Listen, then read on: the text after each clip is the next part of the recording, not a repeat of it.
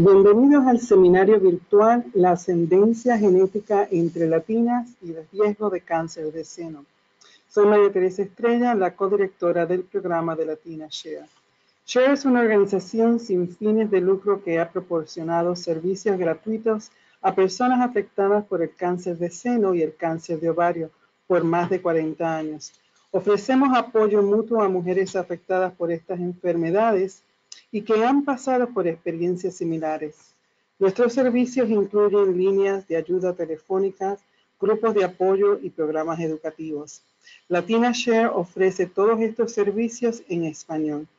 Para obtener más información, visite nuestro sitio web latina.sharecancersupport.org o nuestra página de Facebook Latina Share. También puede llamar al 844-275-7427. Ahora les informaré sobre el formato de este programa y cómo usted puede participar. Todos los participantes estarán silenciados para que todos podamos escuchar claramente al presentador. Si tienen una pregunta durante o después de la presentación, por favor envíela a través del panel de preguntas en su panel de control. Puede acceder al panel de preguntas al hacer clic en la flecha localizada en la esquina derecha de su pantalla. Yo escogeré las preguntas y se las leeré al presentador.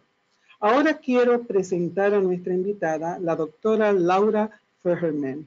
La doctora Feherman es una profesora asociada en el Departamento de Medicina de la Universidad de California en San Francisco. Se enfoca en el descubrimiento de factores genéticos y no genéticos que contribuyen al riesgo y pronóstico del cáncer de seno en las latinas. Su trabajo anterior estableció una relación entre la ascendencia genética y el riesgo de cáncer de seno, y trabajos posteriores continuaron explorando el riesgo genético utilizando diferentes métodos como el mapeo por ascendencia o estudios de genoma completo. En los últimos años empezó también a interesarse en la disparidad en acceso a información sobre cáncer de seno hereditario y genética en la población latina hispanoparlante y a desarrollar herramientas para revertir esta situación. Adelante, doctora Feherman, bienvenida. Hola, muchas gracias. Es un honor poder compartir un poco sobre mi trabajo con ustedes. Y el plan que tengo para hoy es dar una breve explicación sobre variación genética y ancestría genética en particular, y después mostrarles o contarles cómo aplique estos conceptos al estudio del cáncer de seno en latinas, mirando la relación entre ancestría y riesgo de cáncer de seno, y también cómo el descubrimiento de estas variantes, que en realidad son bastante comunes en la población, se pueden usar para predecir quiénes tienen más alto riesgo y quiénes tienen menor riesgo. Entonces, para que estemos todos en la misma página, cuando hablo de variación genética, en general me refiero a la variación más común, que es un cambio en el código de ADN de una sola letra. O sea, el código es un código químico, pero que lo representamos con letras, la T, la A, la G y la C, y cuando hay una variación quiere decir que una persona tiene una letra distinta que la letra más común en el resto de la población. Entonces, esto en inglés se llaman Single Nucleotide Polymorphisms o SNPs, en español sería polimorfismo de nucleótido único. Entonces, los humanos somos muy parecidos, casi siempre tenemos las mismas letras en el código genético, pero hay ciertos lugares del genoma humano, de nuestros cromosomas, que tienen variaciones. Estas variaciones pueden no estar relacionadas con nada en particular, pueden ser azarosas o estar asociadas con riesgo de enfermedad. La razón por la que a mí me interesa la ancestría genética en particular, es que a diferencia de la identidad, o sea, a qué grupo uno siente que pertenece, la ancestría genética puede estar asociada a diferencias en el genoma muy claras. Aunque todos venimos de África, hubo distintos movimientos poblacionales donde las poblaciones originales en África se esparcieron alrededor del mundo en distintos periodos.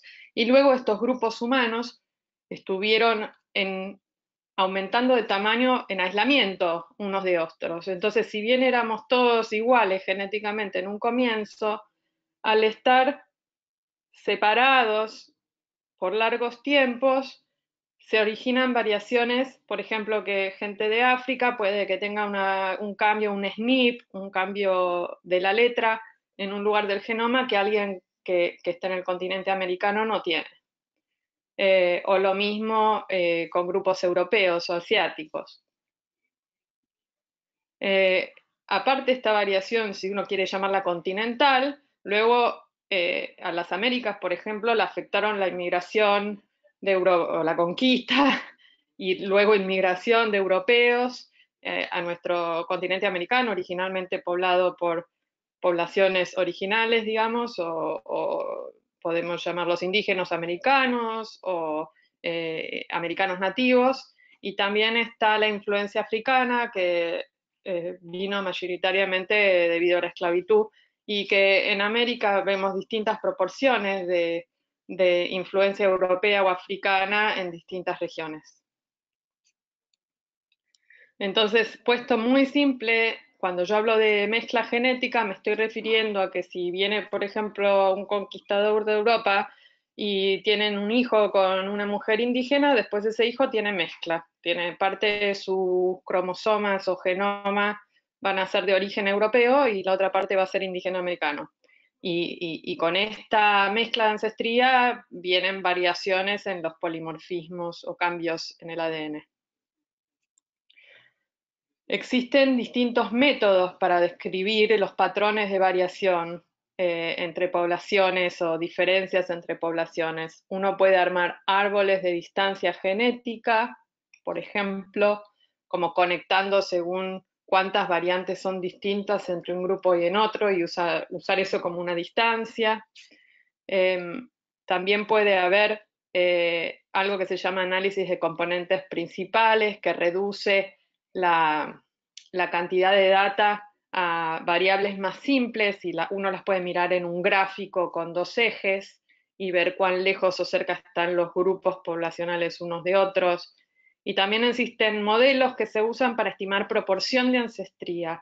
Entonces estos modelos permiten decir si una persona es, por ejemplo, 50% su genoma es indígena americano y 50% es europeo, o podría ser 20% africano, 30% europeo y 50% indígena. O sea, uno puede ir obteniendo información para todos los individuos. Y lo que usamos en general para inferir estas proporciones es que miramos a polimorfismos en el genoma que sabemos que tienen distinta frecuencia en las poblaciones originales. Por ejemplo, en un ejemplo acá les estoy mostrando un polimorfismo que le llamamos el polimorfismo 1, solo por ponerle el nombre, donde alguna gente tiene la T y otra gente tiene la C. Y si miramos la frecuencia de la C en europeos, de la T en europeos, por ahí es del 25%, mientras que si miramos a grupos indígenas americanos, la frecuencia es del 75%. Ahora, si miramos varios polimorfismos, no solo en uno, sino el 2, el 3, el 4, y así un montón de lugares en el genoma, podemos usar esta información para inferir la proporción de ancestría que tiene la persona de Europa o de América. Entonces terminamos con individuos acá representados por una barra, a los que les podemos decir, bueno, ustedes son el 100% de su genoma tiene ancestría indígena, acá ven la segunda persona tiene 50 y 50, acá hay una persona que por ahí es más tipo 10, 15% europea y el resto indígena, etc. O sea que cada individuo le podemos partir su genoma en proporciones, depende de dónde inferimos que vienen sus ancestros, y su genética refleja esos orígenes. Hay data disponible, un proyecto que se llama el Thousand Genomes Project, el proyecto de los miles de genomas, donde miraron al ADN de gente de todo el mundo y tienen una buena base de datos sobre Latinoamérica. Tienen muestras de Colombia, de México, de Puerto Rico y de Perú. Y lo que uno puede ver, en este caso, el azul representa la ancestría europea, el rojo representa la ancestría indígena, y después en otros colores se ven, en el amarillo está la africana, y después dividieron subcomponentes, por ejemplo, el europeo azul es europeo más de la península ibérica, España, Italia, Portugal, mientras que acá se ve un azul clarito que es una influencia más nórdica. Pero lo importante acá es que es el amarillo, el rojo y el azul. Y uno puede ver que en Perú, por ejemplo, hay preponderancia de ancestría indígena, mientras que en Puerto Rico es más europeo y más influencia africana. Es así, uno puede ir caracterizando en promedio cuánta ancestría tienen las distintas poblaciones de los distintos continentes. Entonces yo, usando estos conceptos, me interesé en establecer una relación entre ancestría y cáncer de seno en latinas. La razón por la que quise hacer esto es porque si uno mira a la incidencia de cáncer de mama en distintas poblaciones en Estados Unidos, lo que se ve es que las mujeres hispanas o latinas tienen una incidencia que está como en el medio entre la de las mujeres que acá están como categorizadas como blancas, como white, que en realidad son las latinas, las blancas no latinas, pues todos sabemos que los latinos pueden ser de distintas razas, entre comillas, y acá se ve los indígenas americanos o indígenas de Alaska, que tienen incidencia más baja. Entonces, la hipótesis al mirar este gráfico es que por ahí las latinas tienen una ancestría, un riesgo intermedio entre las europeas y las American Indians, porque tienen una ancestría también de mezcla, y por ahí había, en ese momento hipotetizamos que podía haber polimorfismos en el genoma de las latinas que podría ser protector, o sea, protegerlas de tener breast cancer, o que había polimorfismos en el componente europeo que aumentaba el riesgo. Para explorar esto, hicimos una colaboración con Esther John, que tiene un estudio caso control que incluye latinas en la área de la Bahía, cerca de San Francisco. Y lo que hicimos es tomar las mujeres con cáncer de mama y las mujeres sin la enfermedad que estaban en su estudio, y estimamos la proporción de ancestría. Entonces, ustedes pueden ver, hay mujeres que están todas representadas, como dije antes, por un gráfico de barras, pero todo concentrado porque son muchas mujeres. Y entonces, del lado izquierdo se pueden ver las mujeres que tienen más ancestría indígena, y del lado derecho de este gráfico están las mujeres con más ancestría europea, y por el medio se ven mujeres que tienen más o menos mitad y mitad del genoma de cada lugar. También se ve que en estas muestras la proporción de influencia africana es el componente menor, pero hay mujeres que tienen bastante ancestría africana, pero en conjunto es relativamente poco. Cuando hicimos el análisis mirando la relación entre la proporción de ancestría, uno puede analizar la proporción de ancestría europea o tomar la proporción de ancestría indígena y mirar si hay diferencias entre las mujeres que tienen cáncer y aquellas que no. Lo que encontramos es que cuanto más alta era la ancestría europea entre las latinas, más alto era el riesgo de cáncer de mama, o sea que las mujeres con más ancestría indígena tenían menor riesgo de desarrollar la enfermedad.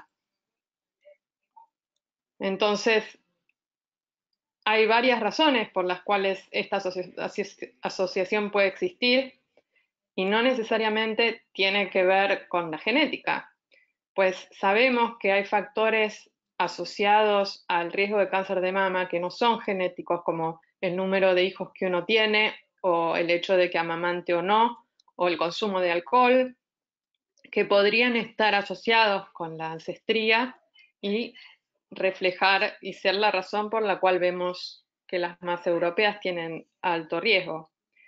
Entonces, por ejemplo, acá pueden ver, estos gráficos muestran para la misma data la relación entre estatus socioeconómico, por ejemplo, o consumo de alcohol, o educación y ancestría indígena. Y pueden ver que en el grupo, por ejemplo, de nivel socioeconómico más bajo, hay más ancestría indígena que en el grupo de nivel socioeconómico más alto. O entre las que toman menos alcohol, las mujeres tienen más ancestría indígena que entre las que toman más alcohol, que son más europeas.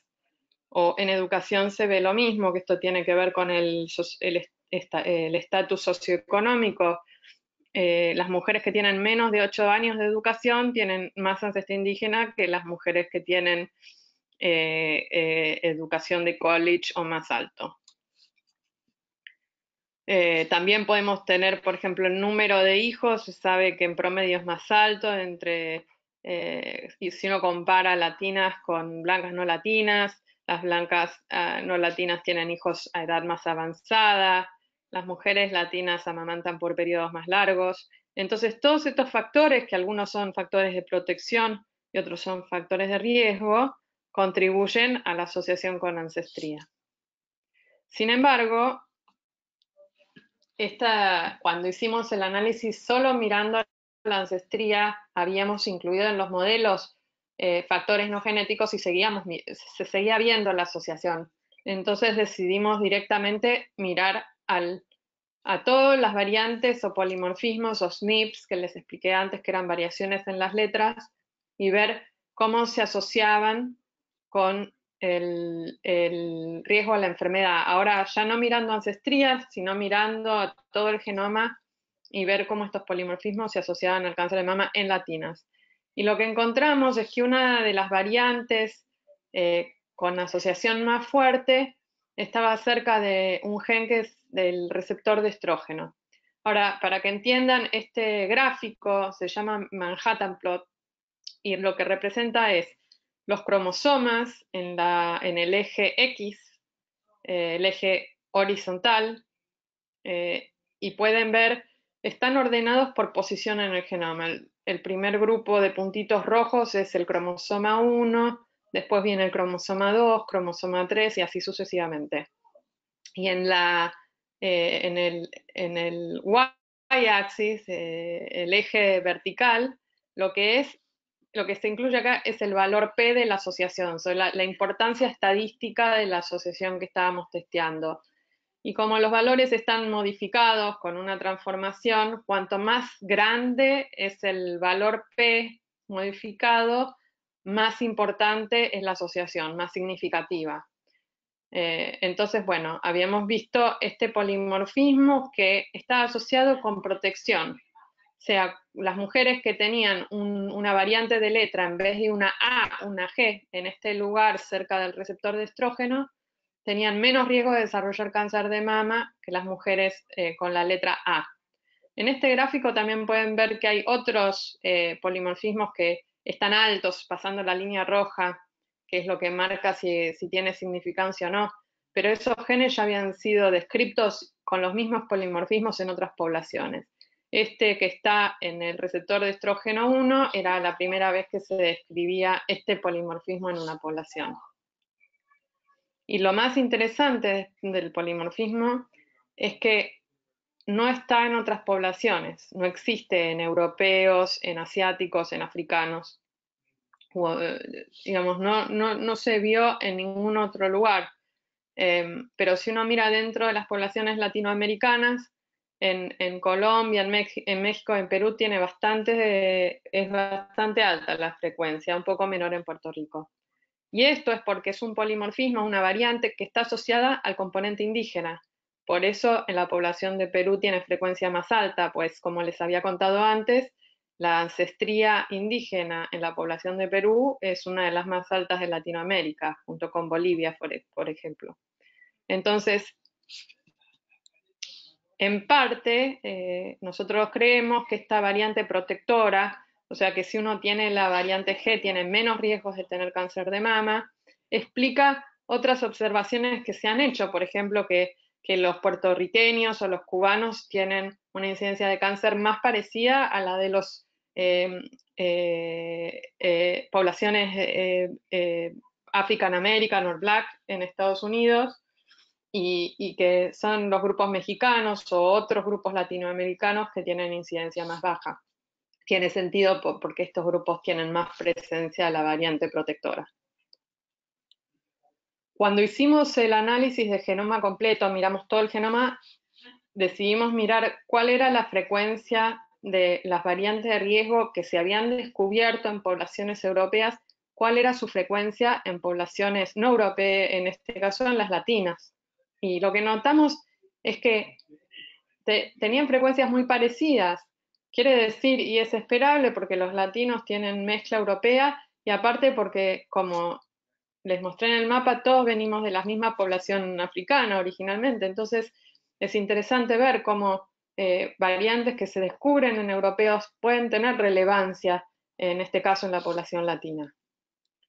¿Y por qué es importante encontrar estas variantes de riesgo que no son como las que por ahí ustedes escucharon más hablar en los genes BRCA1 y BRCA2, o el CHEK2 o el PALB2, que son genes que tienen variantes que se llama de alta penetrancia? O sea, si uno tiene una mutación, su probabilidad de tener cáncer es bastante elevada. En este caso, lo que yo les estoy contando son variantes que no tienen una penetrancia alta. O sea que si uno mira si uno tiene o no la variante G, que encontramos que es protectora, no le va a decir demasiado sobre su riesgo personal de desarrollar cáncer. Le va a dar poca información, que no la va a poder utilizar para hacer ningunos cambios en su vida. Pero si combinamos toda la información de las variantes de poca penetrancia y las juntamos, en este momento hay más de 180 variantes de poca penetrancia, entonces podemos armar como un puntaje y dar información un poco más útil a la población. Sobre todo, si acá miran, uno puede como usar los percentilos, si uno está en el top 1% o en el 1% más bajo en la distribución de este puntaje de riesgo poligénico, ahí sí tiene una reducción importante o un aumento importante que podría ser utilizado, por ejemplo, para cambiar su comportamiento en relación al tamizaje, al screening. Podríamos decirle, por ejemplo, a las mujeres que están en la parte más verde del gráfico de los percentilos del Polygenic Risk Score o del predictor de riesgo poligénico, a esas mujeres les podríamos decir que se pueden hacer un mamograma cada 3-4 años, empezando a los 50 o 55. En cambio, a las mujeres que están en la parte más alta, en rojo, por ahí les recomendamos que empiecen a los 40 o si no antes, y haciéndose unos escaneos anuales. Cuando usamos todas las variantes que se conocen de riesgo para cáncer de mama, que se descubrieron mayoritariamente, la mayoría en europeos, salvo el polimorfismo protector que les conté la historia, si juntamos todo eso y armamos un puntaje para latinas, podemos predecir más o menos, esta curva representa cuánto predice el test. Digamos, si yo a alguien le doy el puntaje poligénico y lo uso para predecir en una población, me muestra cuántas veces le doy a una persona una probabilidad de que tenga cáncer que es verdadera, o sea, que se asocia con la verdadera probabilidad de que tenga cáncer, y cuántas veces le digo, por ejemplo, usted va a tener cáncer y en realidad no va a tener. Los tests ideales tienen una forma como esta rayita que les muestro cortadita en azul, que es que yo pueda usar un método con el cual les digo con 75%, por ejemplo, de certeza, les voy a dar un diagnóstico verdadero, y con 25% de probabilidad ese diagnóstico va a estar equivocado, por ejemplo. Lo ideal es que yo les puedo usar una herramienta con la que les hablo de su riesgo y les diga con 100% de probabilidad les doy un diagnóstico correcto y con 0% les doy un diagnóstico falso.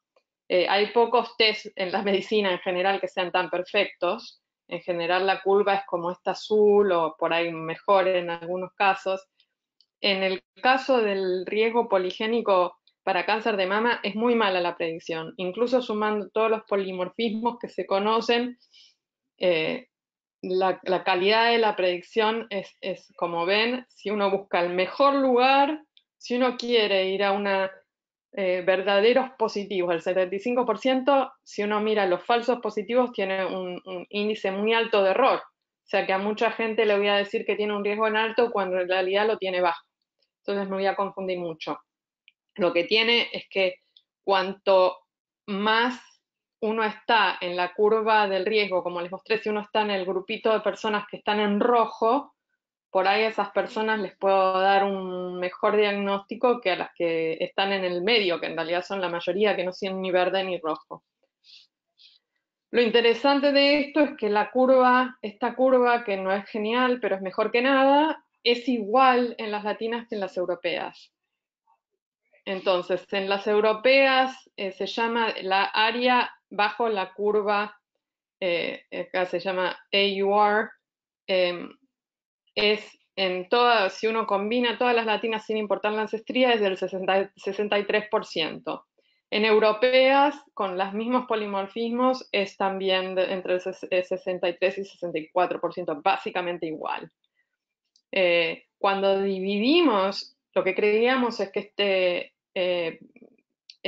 puntaje de riesgo poligénico iba a funcionar bien para las latinas más europeas, pero por ahí para las más indígenas no iba a funcionar tan bien.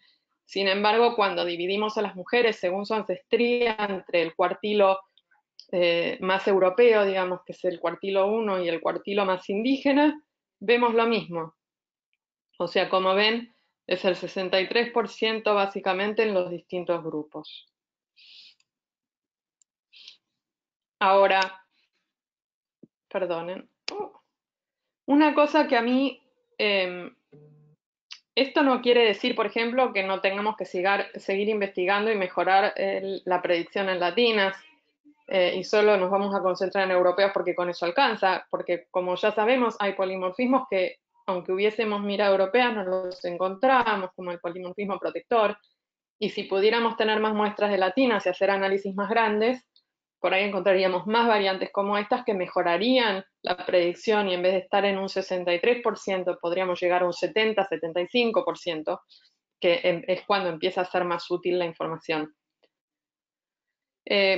También no solo falta información sobre variantes comunes para armar puntajes poligénicos, sino que también hace falta información sobre la variación en genes de alta penetrancia.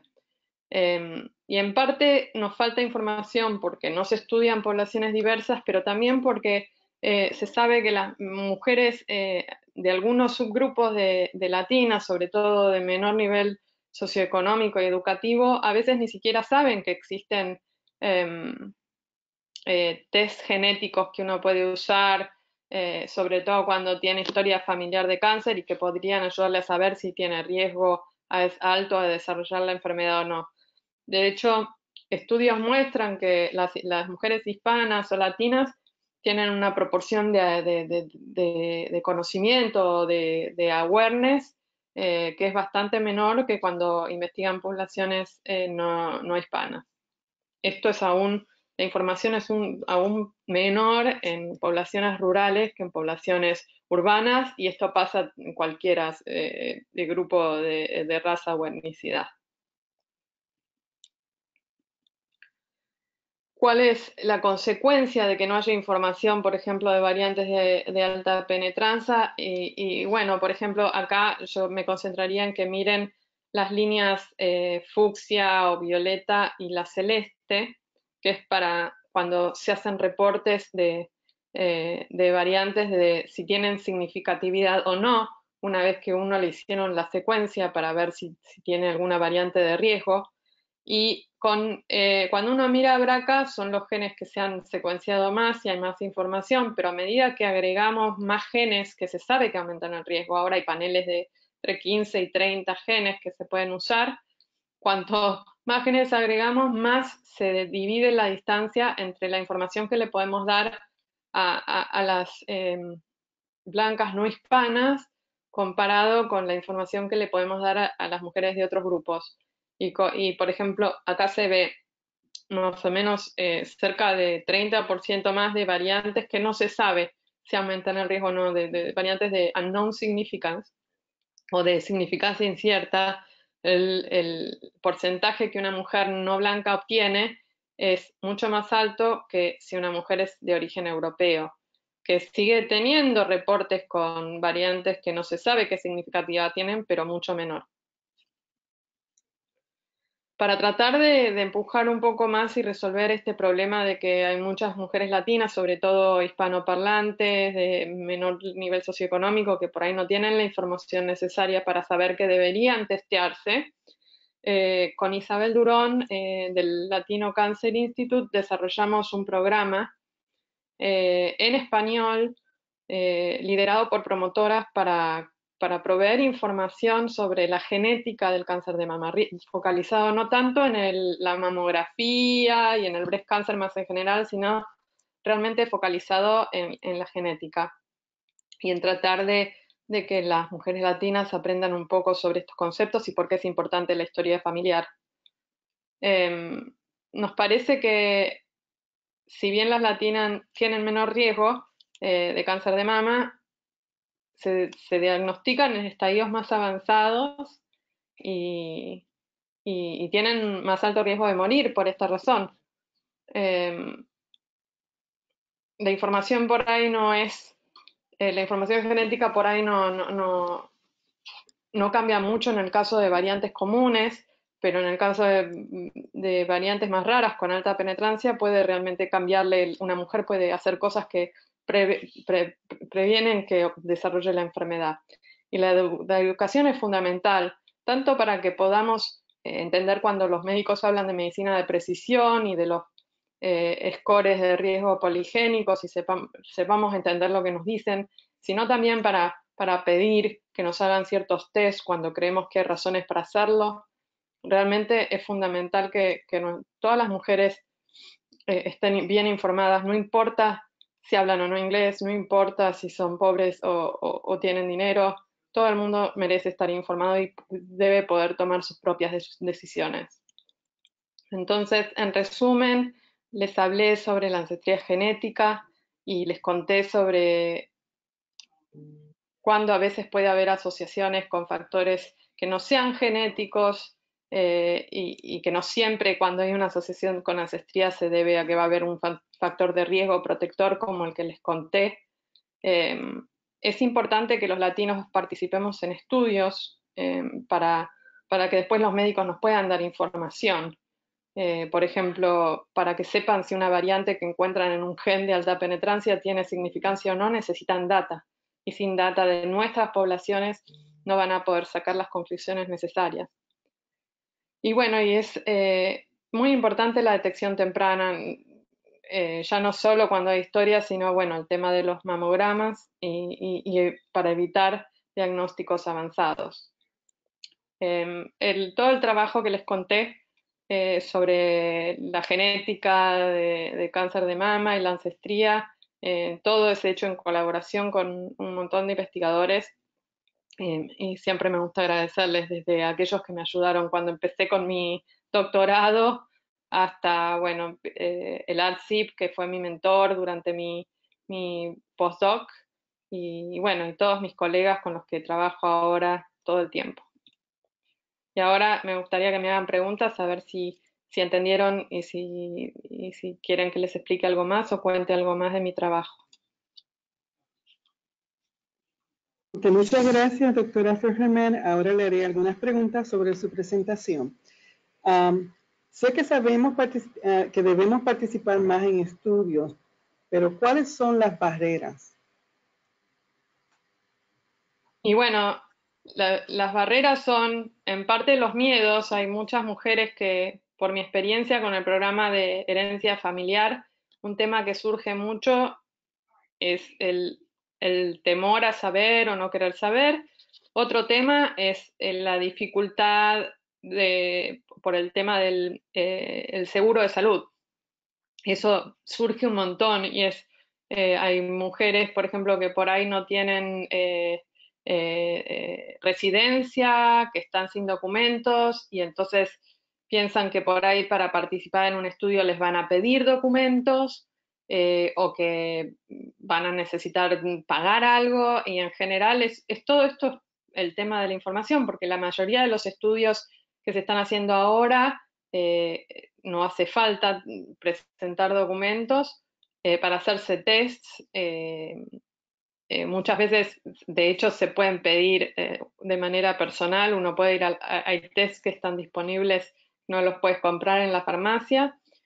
También hay, por ejemplo, en la ciudad de San Francisco, para darles un ejemplo, existe un sistema de salud para toda la ciudad, que no importa si uno es inmigrante o no, lo puede pedir mientras sea residente de la ciudad, y con ese seguro puede hacerse los test necesarios si se considera necesario, si uno tiene historia familiar, etc. Después hay barreras logísticas, no tenemos tiempo, estamos ocupados trabajando, tenemos hijos, tenemos que ocuparnos de la casa. Digamos, a mí me cuesta un montón, por ejemplo, ir a hacerme análisis, encontrar un minuto para hacerlos. Pero creo que en parte es educar y compartir y apoyar, facilitar lo que va a levantar esas barreras. Okay, otra pregunta es, ¿qué están haciendo o qué pueden hacer los oncólogos cirujanos para ayudar a informar a sus pacientes acerca de la consejería genética? Yo creo que en parte desarrollamos este programa con Isabel porque no es tan fácil que los oncólogos lo hagan. En parte hay oncólogos que no van a hablar el idioma, hay mujeres que se van a atender, que terminan usando intérpretes que no siempre funciona bien. Podría ser que uno decidiera que hay que informar al oncólogo, pero el oncólogo no sé si es ni siquiera la persona indicada. Creo que incluso el médico de cabecera, si uno tiene historia, e incluso si ya tiene un tumor, el mismo clínico puede estar informado y saber que tiene que hablarle él al oncólogo o ella al oncólogo y ayudar al paciente. A veces los oncólogos están poco tiempo con los pacientes, pero el médico de cabecera está un poco más, los conoce mejor. Creo que la información tiene que estar a todos los niveles de los médicos, pero que en el fondo programas más que vengan de educar a la comunidad y por personas que son bilingües y puedan hablar en español son re importantes. Y creo que van a tener más efecto que tratar de convencer a todos los oncólogos de que le hablen a las pacientes, que por ahí no van a entender. Okay. Otra pregunta es, ¿cuál es el porcentaje de latinas que toman parte en la consejería genética? No mucho, pero en general es una proporción chica de la población la que necesita consejería genética en general. Si miramos a los pacientes de cáncer de mama, solo el 10 o 15% van a necesitar ver un consejero. Una vez que el problema más grande no es cuando uno es un paciente y ya tiene la enfermedad diagnosticada, sino a las mujeres que no tienen cáncer y que deberían hacerse un test genético.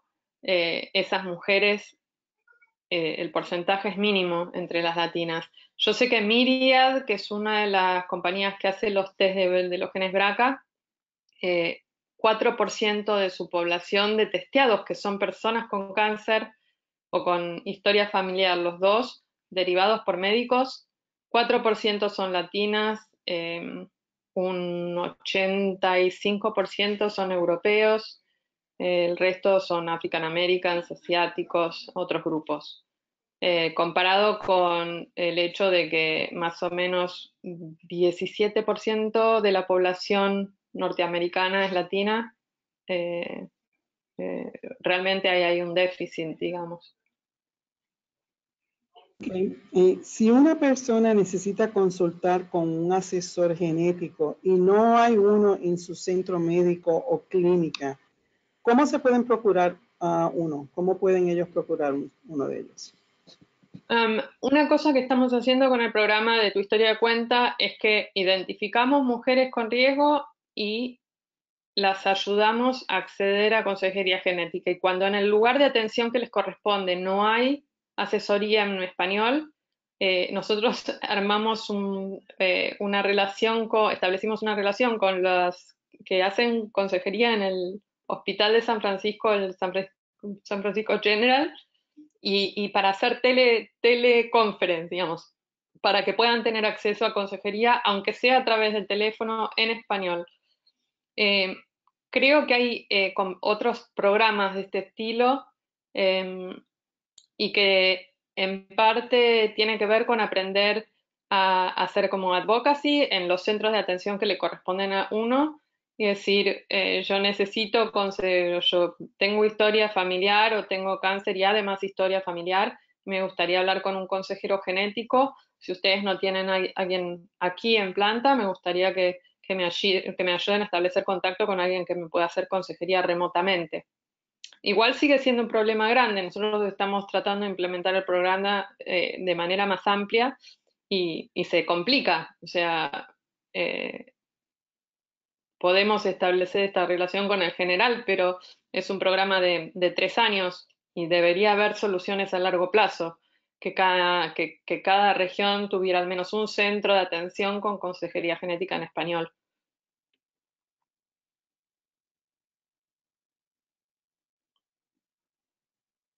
Otra de las preguntas, usted habla sobre la incidencia del cáncer de seno en los Estados Unidos por población.